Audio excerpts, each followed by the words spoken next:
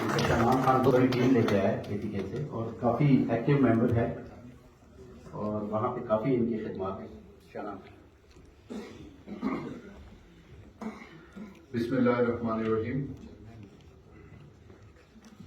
میں خیبر پختونخوا ٹیم کی طرف سے آئے ہوئے تمام مہمانوں کا شکریہ ادا کرتا ہوں اور میں آپ سب کو بہت بہت خوش آمدید کہتا ہوں.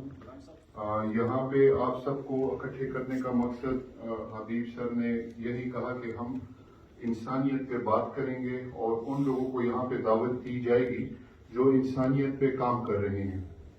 الحمدللہ میں خیبر پختونخوا کے حوالے سے آپ کے ساتھ یہ کہنا چاہوں گا کہ خیبر پختونخوا میں مرج ڈسٹرکٹس کے علاوہ تقریباً ہر ڈسٹرکٹ میں ہماری ٹیم موجود ہے اور وہاں پہ ہماری ٹیم جو ہے وہ دن رات یہ نہیں دیکھتی، لیکن جہاں بھی انسانی حقوق کے حوالے سے کام آتا ہے تو ہماری ٹیم سب سے پہلے وہاں پہنچتی ہے اور سب سے پہلے اس کیس کو ہم ہائی لائٹ کرتے ہیں. یہاں پہ میں آج ذکر کرنا چاہوں گا ہمارا ایک دوست جسے پچھلے سال شہید کر دیا گیا، محمد زادہ شہید. شاید آپ لوگوں کو پتہ بھی ہوگا وہ ہماری ٹیم کا حصہ تھا اور اسے صرف اس وجہ سے شہید کر دیا گیا کیونکہ وہ اس نظام کے خلاف تھا اور اس نظام میں جس میں ہم سب رہ رہے ہیں. بدقسمتی ہماری یہ ہے کہ ہم سب جانتے ہیں کیا اچھا ہے کیا برا ہے، لیکن ہم بول نہیں پاتے اور وہ ہمارے اندر ایک خوف اور ایک ڈر جو ہمارے والدین کی طرف سے ہمارے معاشرے میں ہمارے دماغوں میں بٹھایا ہوا ہے کہ اگر آپ یہ بات کہو گے تو آپ کو مار دیا جائے گا یا آپ کو اٹھا لیا جائے گا یا آپ کے ساتھ اس طرح کا عمل کیا جائے گا کہ آپ عبرت کا نشان بنا دیے جائیں گے. میں آپ کے ساتھ یہ بات شیئر کرنا چاہتا ہوں کہ بہت سے لوگ جو ہمیں ڈرا رہے تھے وہ قبروں میں پڑے ہیں. ہم انسانیت کی خدمت کر رہے ہیں، ہم گراؤنڈ پہ کھڑے ہیں. یہ اللہ تعالیٰ نے ہم سب کو جب اس دنیا میں بھیجا تو ہمارے ساتھ ہمارے جینے مرنے کھانے پینے سب چیز کا ایک لمٹ ایک ٹائم ہمیں دے کے بھیجا ہے. تو پھر ہم کیوں ڈریں؟ کیوں حق بات کہنے سے ہم ڈرتے ہیں؟ کیوں سچ بات کہنے سے ہم ڈرتے ہیں؟ یقین جانیے میں ہر سال جب ہماری KP کی ٹیم بنتی ہے تو ہمارے پاس ہزاروں لوگ آتے ہیں، لیکن جب سال کے اینڈ پہ ہم پیچھے دیکھتے ہیں تو ہمارے پاس گنے چنے لوگ رہ جاتے ہیں.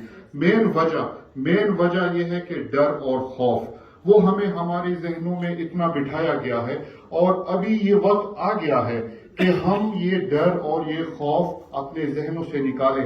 اگر ہم یہ چاہتے ہیں کہ ہمارا ملک ترقی کرے، اگر ہم یہ سمجھتے ہیں کہ یہ ہمارا ملک ہے، اگر یہ ہم سمجھتے ہیں کہ ہمیں اس ملک سے پیار ہے اور ہمارے بچوں نے اس ملک میں رہنا ہے، تو ہمیں یہ ڈر خوف ختم کرنا ہوگا اور ہم حقیقت اور جو سچ ہے اس کے ساتھ ہم سب کو مل کر کھڑے ہونا ہوگا. آج یہ جو خیبر پختونخوا کی ٹیم ہے اور جب یہ بن رہی تھی تو اس کے ساتھ سب سے پہلے سر کے ساتھ جب میں بیٹھا تو ہم نے یہی بات کی کہ اگر آپ حق بات نہیں کر سکتے، اگر آپ کو ڈر ہے کہ کل کو میں کوئی بات کروں گا اور میری جان چلی جائے گی، میرا کاروبار بند ہو جائے گا، تو برائے مہربانی آپ ہماری ٹیم کا حصہ نہ بنیں. ہمارے سامنے ہمارے سر بیٹھے ہوئے ہیں جنہوں نے اپنی زندگی انسانیت کی خدمت کے لیے وقف کی اور وہ ہماری رہنمائی کرتے ہیں ہر موقع پر.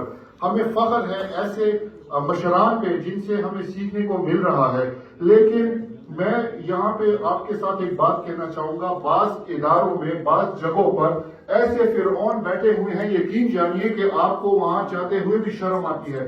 آپ کو ان سے جب بات کرتے ہیں تو آپ کو ایسے لگتا ہے شاید ہم کسی دوسری خلائی مخلوق ہیں اور یہ کوئی اور مخلوق ہے.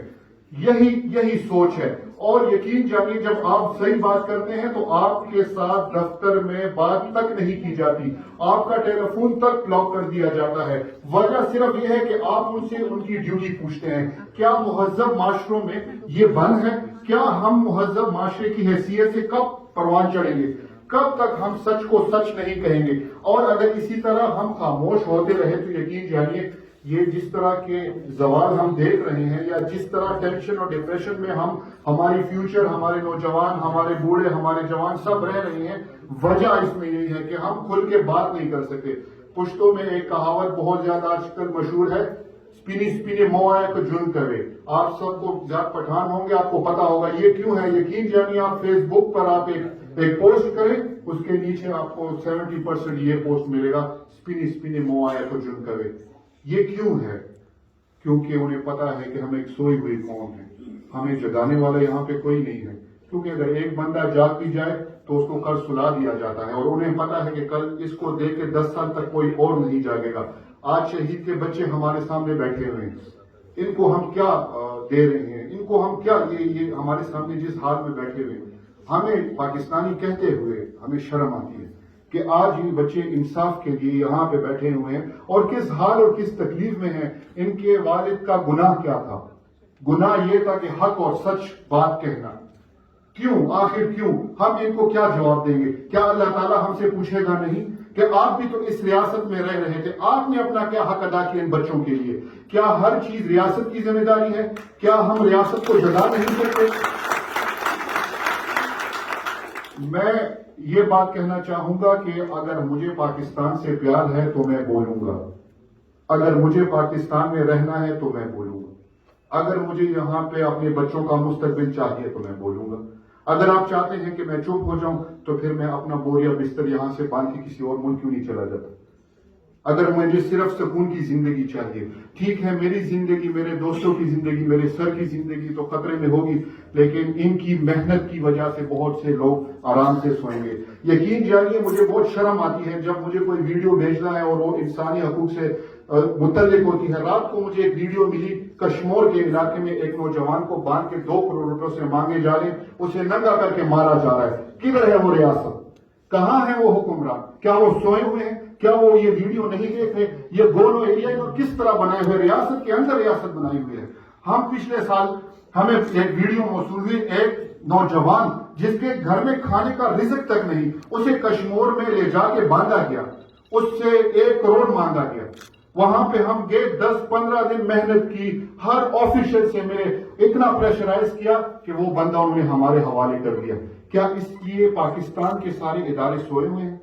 کیا ہمیں اسی طرح جا کے ان کو جگانا ہوگا؟ یقین جانیے ہمیں وہاں کا ڈی ایس پی کہتا ہے کہ میں آپ سے دفتر میں بات نہیں کر سکتا، میری جان کو خطرہ ہے۔ اگر تمہاری جان کو خطرہ ہے تو یہ نکال دو یا اپنی وردی کسی اور کو پہنا دو۔ تمہیں یہاں پہ ریاست میں عوام کی خدمت کے لیے بٹھایا ہوا ہے، تم یہاں کے غریب قوم کے، غریب ملک کے ٹیکسوں سے پل رہے ہو، یہاں کے نوجوان اپنی فیسیں نہیں دے سکتے اور تم اپنے مراعات لے رہے ہو، تو وہ اس دن کے لیے نہیں دیے کہ تم اپنے گھر میں دفتر لگاؤ، وہ تمہیں اس لیے دیے ہیں کہ تم آؤ اور یہاں پہ عوام کی خدمت کرو۔ یقین جانیے میں ڈی پی او گوٹکی کے آفس میں بیٹھا ہوا تھا اور ہم ایک نوجوان کی بازیابی کے لیے گئے تھے۔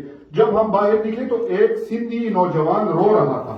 میں نے اس سے پوچھا تم کیوں رو رہے؟ تو اس نے کہا کہ میرے بیٹے کو کسی نے گولی مار دی ہے، اس کی لاش پڑی ہوئی ہے، کوئی اس کی ایف آئی آر نہیں لے رہا، مجھے ڈی پی او آفس کے اندر نہیں لینے جانے کوئی دے رہا۔ میں اسے ہاتھ سے پکڑ کے اندر لے گیا تو وہ صاحب برا مان گئے کہ آپ کیوں اس کو میرے دفتر میں لے آئے ہو؟ میں نے کہا دیکھیں آپ یہاں پہ عوام کے لیے آئے ہوئے ہیں، آپ یہاں پہ ہمیں سہولیات دیں، آپ ہمارے لیے جینا آسان کریں، آپ کے علاقے کا بندہ رو رہا ہے۔ لیکن جانی جب ہم گورنر صاحب کے پاس گئے تو وہ بھی ہمیں رونے لگ گئے کہ یہاں پہ تو میرے کزن کو بھی لے جایا گیا۔ تو اب میں گورنر ہوتے ہوئے یہ میری ڈیوٹی تو نہیں ہے کہ آپ کا کزن کو بھی لے گیا اور آپ خاموش تماشائی بنے ہوئے ہیں، آپ کی ذمہ داری ہے کہ آپ نے اس کو آزاد کروانا ہے۔ سر میں یہاں پہ بہت ٹائم نہیں لوں گا، لیکن میں خیبر پختونخوا کی طرف سے آپ کے ساتھ کچھ باتیں شیئر کرنا چاہوں گا۔ یقین جانیے ہمارے خیبر پختونخوا میں پہلے سے تو حالات کافی بدل گئے ہیں، اور اس کی مین وجہ یہ ہے کہ لوگوں میں اویئرنیس آ گئی، لوگ اپنا حق پوچھنا شروع کر دیا ہے۔